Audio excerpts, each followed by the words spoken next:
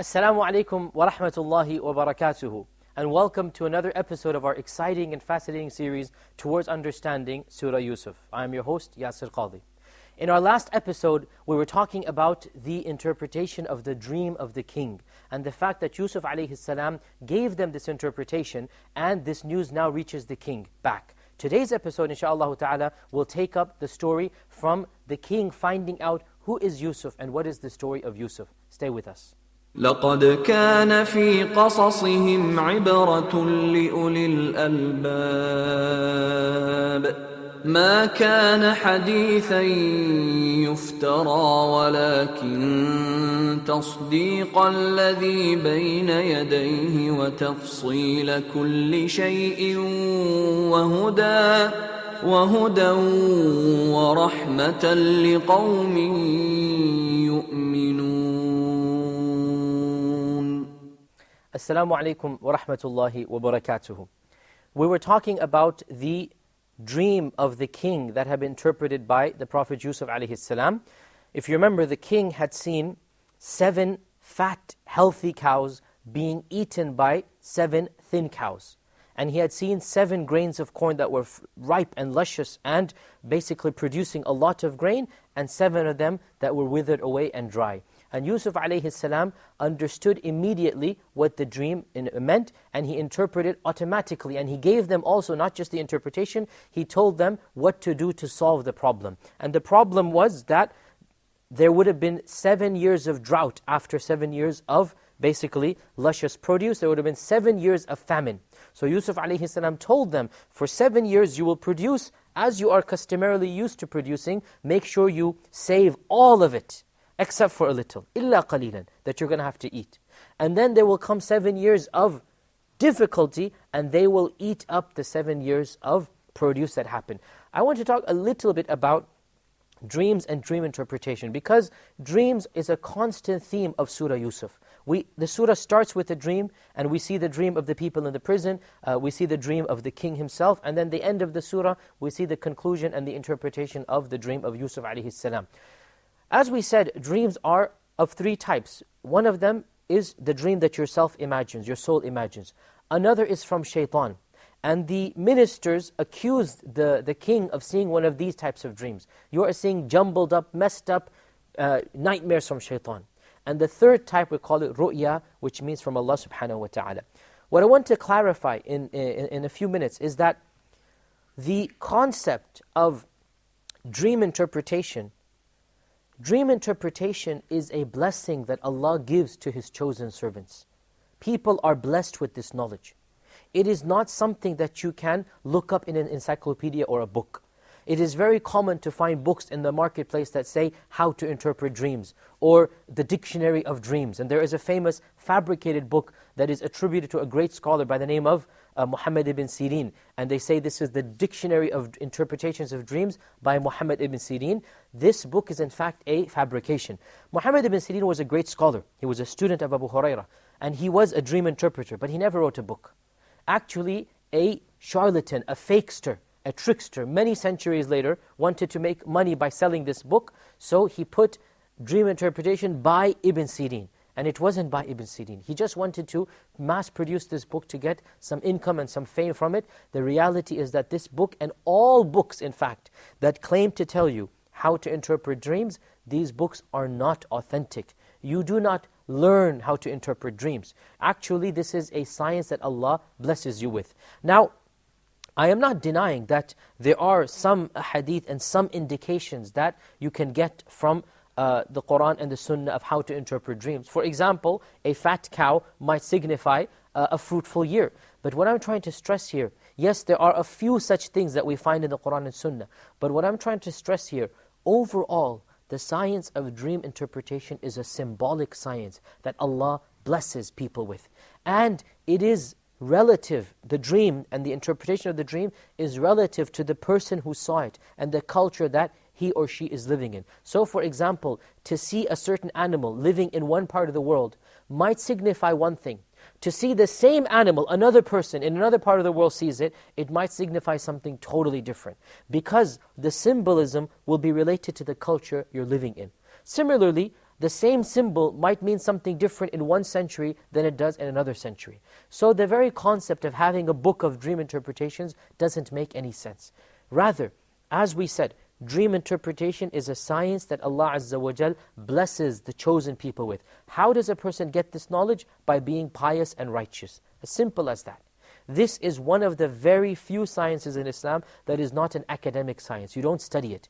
The majority of sciences in Islam can be studied. We study fiqh, we study Qur'an, we study hadith. But dream interpretation, we can only study a little bit of it, very little bit of it. You would not be able to write a large volume on dream interpretation. Rather, this is a blessing from Allah. So I advise my viewers to beware and be cautious, not just of the books that are on a marketplace, but also of those people who think that they can interpret dreams, and you find them all the time coming. Many times you find them on satellite channels, or you find them sometimes, you can call them up and they'll ask you for some money, or you go to them and they will ask you for some money and they pretend to interpret dreams. Be careful. I'm not saying all of them are false, Allah knows best, but for sure, many of these people are just trying to make a business out of it by milking your money out. So remember, dream interpretation is a blessing from Allah. If you do see an interesting dream that you want to get interpreted, find out from the people of your village, of your town, of your city, who are the righteous and pious people. And only tell the righteous and pious people of your dreams. Do not announce it in public, because the Prophet ﷺ clearly told us that when you see a good dream, only tell it to the people whom you trust, whom you confide in. So go to the local, pious, God-fearing ulama of your locality and confide to them and ask them what is the interpretation of the dream. So, inshaAllah ta'ala, then you will get the dream interpreted properly. Returning to our story, Yusuf alayhi salam tells them the interpretation of the dream, and he also informs them what to do to prevent this famine and drought from killing off large populations within Egypt. He says, save the grain and eat it up in the next 7 years. So when the messenger returned to the palace, and he informed them of what this dream meant, obviously the king asked him. Now the Qur'an doesn't say this, but it's understood from the context. And this is the beauty of the Qur'an, that these details which are not needed but are understood are not mentioned. So the king asked him, where did you get this interpretation from? Obviously you didn't know it, because if you knew it, you wouldn't have had to leave. Remember, the messenger asked for permission, Arsiluni, send me away. Had he had the knowledge himself, he would have told the dream right then and there. The fact that he needs to go away and then he comes back and he tells them this is what the dream means, therefore the king understood that you didn't get this yourself, you must have gotten it for somebody. So he asked him, where did you get it from? The messenger said, there was this person in prison, in jail, he was the one who told me of the dream. So the king said, bring him to me, I want to speak to him directly. قال الملك ائتوني به فلما جاءه الرسول. The messenger comes from the king, not the same person. Now the king's guards are coming. Now an elite force is coming to say, come out of jail, the king is calling you. Come now out of this prison. You have been locked up for almost a decade, and now you're going to be released, not just to any house. We're going to take you straight to the palace of the king. So the messengers, the elite guard come to release Yusuf from the prison. Lo and behold, what does he say? He says, قَالَ ارْجِعْ إِلَى رَبِّكَ. Go back to the king. After having remained in prison for so long, he says, go back to the king. فَاسْأَلْهُ مَا بَالُ النِّسْوَةِ اللَّاتِي قَطَّعْنَ أَيْدِيَهُنْ. What is the matter? What is the affair? What is the secret of those women who cut their hands? All of those women who had cut their hands, he must have now mentioned all of them. And he said, go ask the king to find out from them what is the real state of affairs. Now realize, the king has never heard of Yusuf. He's never heard of this affair. He's never heard of this fiasco or scandal. Or if he has, he's only heard of it vaguely. It hasn't reached him. Now Yusuf, if he wanted to, he could have gone to the king and ignored the whole fiasco, ignored the entire episode, take it as a chapter of history that doesn't want to be talked about. But no, his honor is at stake. People might still be doubting what actually happened. Who seduced whom? Was there an actual act of evil that took place? So Yusuf alayhi salam wants to clear his honor, even if it means he has to remain in prison for a longer period of time. So he said, go back to your king and verify what happened with regards to those women. إِنَّ رَبِّي بِكَيْدِهِنَّ عَلِيمٌ. My Lord is well aware of their plot, of their planning. Now, notice here, he doesn't mention the wife of Aziz specifically, even though she was the instigator of the plot, even though she is the main culprit. He doesn't mention her, he mentions the whole group of women. Why does he do so? He probably does so as not to pinpoint the guilty culprit directly, but rather to give the group of people, all of them. And he mentions that all of them plotted against him, even though it was primarily the wife of Aziz who plotted against him. So he refused to go out of the prison. And once again, our Prophet ﷺ remarked, and this hadith is a Sahih Muslim, and in other books of hadith, he said, "Ajibtu, I am amazed and astonished at how patient my brother Yusuf was."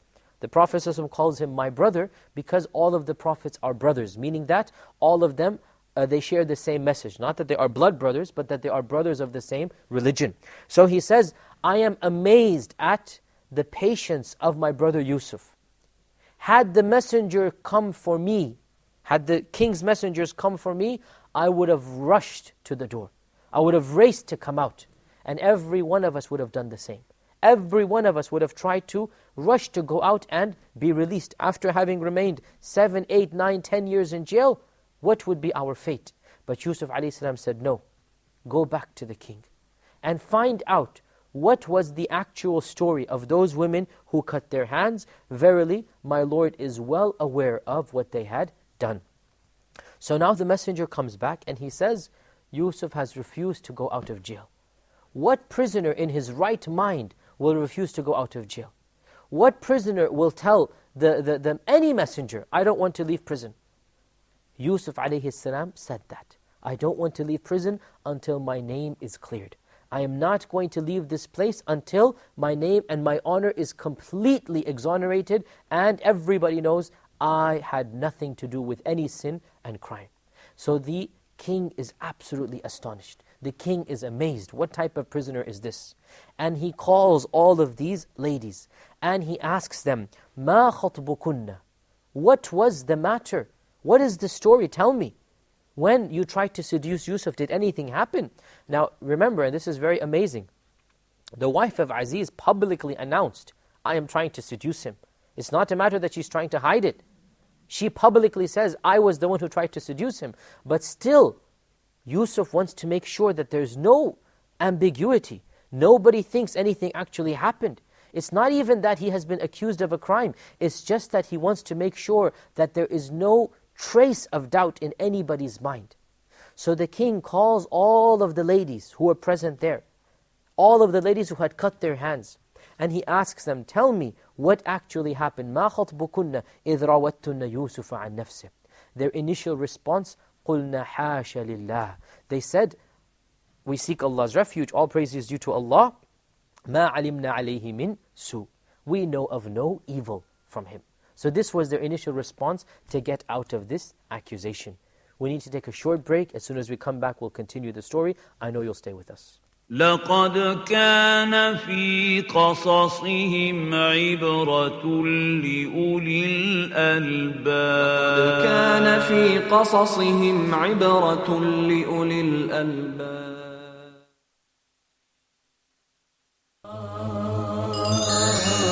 Ark of Noah.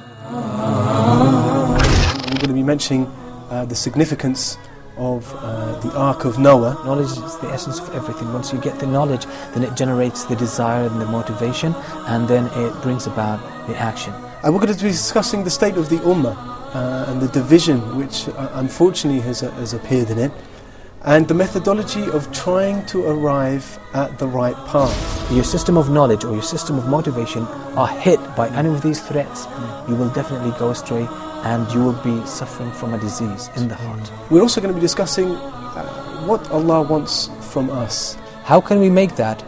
Allah gave us the revelation. So Allah subhanahu wa ta'ala is addressing first and foremost the companions. If they believe in what you have believed in, then they are guided. So the real guidance is what the Prophet ﷺ and the companions were upon. Join Sheikh Mutassim in the program Ark of Noah and discover the answers to these questions.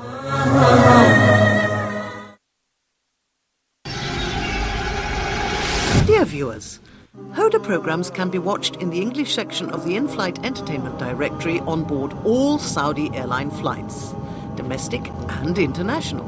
Sit back, relax and enjoy watching Huda's entertaining and enlightening shows on your trip. Huda wishes you a safe and successful journey. Huda, a light in every home. لقد كان في قصصهم عبرة لأولي الألباب كان في قصصهم عبرة لأولي الألباب. Welcome back. So the king had called all of these ladies and he asked them what was the matter, what actually happened when you tried to seduce Yusuf. And notice here the beauty of Yusuf's action. The women have admitted to trying to seduce him. It's not as if they accused him of any crime. So the king himself says, when you try to seduce Yusuf, he doesn't say who seduced whom. He knows, everybody knows the story. But he wants to know what happened. Was there any ambiguity? Did any type of fahish or evil actually occur? Was there any sign from Yusuf that he was tempted by you? So it's not that Yusuf was trying to prove that he didn't seduce. Yusuf is trying to prove his ultimate innocence. I wasn't even tempted.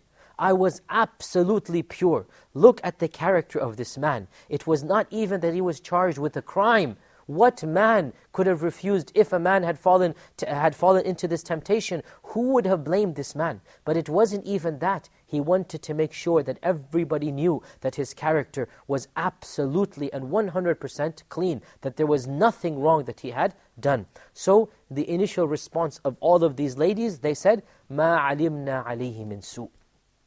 We don't know any evil coming from him. So they're saying, look now, they're not saying we are innocent. Look now, even they admit that they're guilty. Look at how they phrase it. They phrase it by saying, we don't know of any evil coming from him. We didn't see anything wrong from his side. They didn't say, we see no wrong from our side. They were guilty. They were evil. مَا عَلِمْنَا عَلَيْهِ مِنْ سُوءٍ. So all of them say, they testify to the character of Yusuf. And they say, we don't find any evil from him. But at this stage, and now here, many historians say that the minister, Al-Aziz himself, had passed away in this time. So the minister had now died, and so the wife of the minister now is a widow. She is now without a husband. This is, as I said, one interpretation. And here, of course, I mean, just a side point or a tangent, we have to realize that the details of the stories of the Qur'an that we obtain from sources outside the Qur'an, we have to be a little bit more careful about them. These details, we call them in Arabic Isra'iliyat, or stories that we get from Jewish and Christian narratives. Isra'iliyat, and we have to mention this because we've been talking quite a lot about other details. Isra'iliyat, or these extra Qur'anic interpretations, extra Qur'anic details, it is permissible to narrate them, but we have to realize that their source might not be true. If this narrative contradicts the Qur'an and Sunnah, we have to reject it. If the narrative supports the Qur'an and Sunnah, then of course the Qur'an and Sunnah is sufficient for us. But if the narrative fills in the blanks, gives us details that neither contradicts nor goes against, in this case, we may narrate it, but we may also have to make sure that we realize that this is from the Isra'iliyat. For example, the name of the wife of the minister, it is not found in the Qur'an and Sunnah. We find it in Jewish and Christian sources, that her name was Uzlikhya or Zulaykha. This is a name that is not found in the Qur'an and Sunnah. Can we use this name?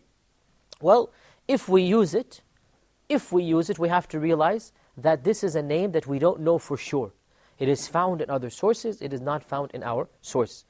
On the other hand, we find certain things that are absolutely false in Jewish and Christian sources that goes against the Quranic version. For example, in the Jewish and Christian version, we find that Yusuf alayhi salam actually did something that was not absolutely right to do, or he ended up marrying Zulaykha. And this is a common myth that many Muslims have taken, and it is not found in the Qur'an and Sunnah, and in fact it would go against the perfection of the character of a Prophet of Allah to marry a woman who had such character that is not appropriate to have. So this is something that actually goes against our version, and we need to reject it. And also a point in mind, the story of Yusuf and the wife of Aziz, the Quranic version is one thing.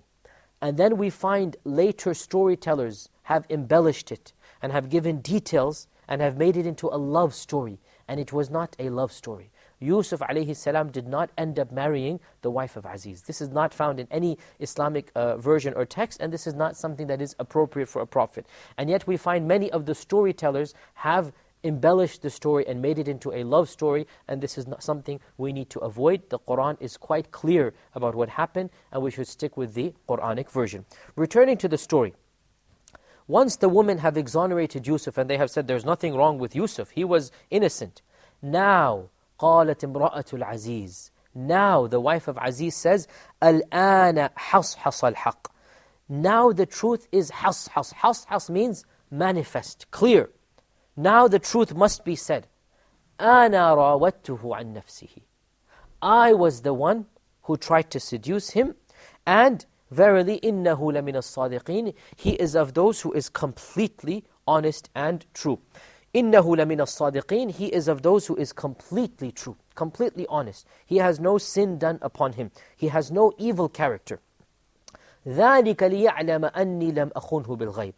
I say this so that he may know that I never betrayed his trust, and that Allah does not guide those who betray themselves. وَمَا أُبَرِّئُ نَفْسِي. And I am not fully saying that I am completely innocent. I'm not saying this. Verily, إِنَّ النَّفْسَ لَأَمَّارَةٌ بِالسُّوءِ. Verily, all souls have this innate inclination to do evil, except for those whom my Lord has shown mercy. Verily, my Lord is forgiving and merciful. Now these two verses, verse 52 and 53, have been the source of a lot of interpretation, a lot of speech between the scholars. Who said it and what does it actually mean? But to summarize, the question arises, who said verse 52 and 53? Well, if you look at the context of the surah, the context of this verse, the first thing that comes to mind is that the wife of Aziz is the one who is speaking. So the wife of Aziz says, I say this. Say what? I say this that I was the one who seduced him. I say it so that he may know, my husband or my ex-husband, meaning he has died, so that he may know, or that it may be known that I wasn't dishonest to him. In other words, I never actually committed the act. So she admits, I tried to seduce him, but it didn't happen. So in the end of the day, I didn't actually betray the bed of my husband, even though I committed the crime of trying to seduce Yusuf and trying to do the act, still it never happened. So let everybody know that in the end of the day, I actually did not commit the crime. So I want to say this publicly, and I want to make the air clear that I was guilty of seducing him, but I was not guilty of committing the act of intercourse. This is what you're trying to say. وَأَنَّ اللَّهَ لَا يَهْدِي كَيْدَ الْخَائِنِينَ. And that Allah subhanahu wa ta'ala does not guide the plots of those who are evil and dishonest. And then, to make sure that everybody understands, she is saying, وَمَا أُبَرِّئُ نَفْسِي. I'm not saying that I'm innocent. I know I'm guilty. I know I'm guilty of what? I'm guilty of trying to seduce him. So she's saying, don't think I'm trying to be pious. Don't think that I'm trying to say that, oh, I have not committed any sin. I know that I have committed the sin. And the sin that I've committed is the sin of seduction and not the sin of actual fornication. And then she makes a little excuse for himself. إِنَّ النَّفْسَ لَأَمَّارَةٌ بِالسُّوءِ. Verily, the souls, they are inclined to evil. And as we said, especially the evil of lust, especially the evil of being attracted to the opposite gender and acting upon that attraction. This is a lust that every single human being has. And the men have it to a level more than women do, even though in this case we find the women have it more than the man does. And this is the whole beauty of the story of Yusuf, that Yusuf, despite the fact that he is a young man, is able to fight that temptation, and it is the married women around him who fall prey to this temptation. So she makes an excuse and she says, verily, souls are inclined towards evil, إِلَّا مَا رَحِمَ رَبِّي, except for those whom my Lord has shown mercy. There are a few who are above falling into this sin. Verily, my Lord is forgiving and merciful. I hope for forgiveness from my Lord. Even though she does not believe in Allah, she still believes in her gods, and she expects her gods to forgive her for this sin. This is the first interpretation of the verse. The second interpretation, and this is a bit more difficult to understand, is that it is not the wife of Aziz who is speaking, rather it is Yusuf speaking now. It is Yusuf speaking, not the wife of Aziz. It is Yusuf who says, ذَلِكَ لِيَعْلَمَ أَنِّي لَمْ أَخُنْهُ بِالْغَيْبِ. This I have done, meaning I have refused to go out of prison. I have refused to answer the king. And I wanted the king to question the women. Why? So that he may know that I was honest. Who is the he? Once again, we have interpretations. One group of scholars says the he is my master. So that my master may know that I never did the crime. I was innocent. And the other interpretation, so that he may know, i.e. my Lord may know, Allah Azza wa Jal may know, that I was honest and truthful to him. But to be honest here, this second interpretation seems a bit far-fetched. The second interpretation requires a little bit of changing of the context. And also, Allah Azza wa Jal knows everything. Allah Azza wa Jal does not need to be shown this through the king's tactics of calling the women. So this is not something that makes sense. Also the fact that Yusuf alayhi salam is supposed to have said, وَمَا أُبَرِّئُ نَفْسِي, that I am not saying I am totally innocent. The scholars say what Yusuf was trying to say, I had the inclination as well, but I controlled it. And he makes an excuse for saying, verily, souls are inclined towards evil, except for the souls that my Lord has shown mercy on. The interpretation that Yusuf was the one speaking here, it requires a little bit of imagination. And in fact, it goes against the context of the verse. So even though linguistically it might be possible, the reality is that the first meaning that comes to mind, and inshallah ta'ala the correct one, the one who was doing the speaking throughout all of these verses is the wife of Aziz. Now, here, Allah Azza wa Jal says that this woman said, إِنَّ النَّفْسَ لَأَمَّارَةٌ بِالسُّوءِ, that verily the souls are inclined towards evil. How many types of souls are there? There are a number of types of souls. There is the soul that is inclined towards evil, and then there is the nafs, that is al-mutma'inna, or the pious one, and then there is the nafs that is al-lawwama, or the one that is in between. And this is one interpretation of the ulama, that there are three types of souls: the pious soul, the nafs al-mutma'inna; the evil soul, the ammara bis-su; and then the soul that is in the middle, nafs al-lawwama. And there are other interpretations as well.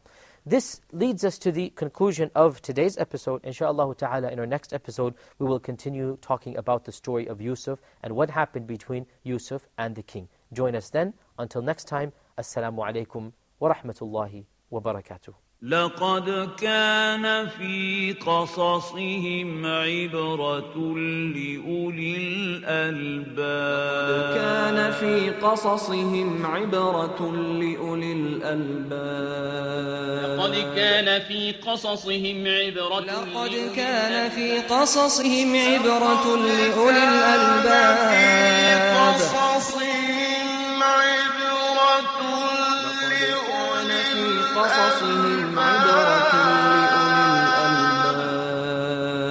الألباب ما كان حديثا يفترى ولكن تصديق الذي بين يديه وتفصيل كل شيء وهدى ورحمة لقوم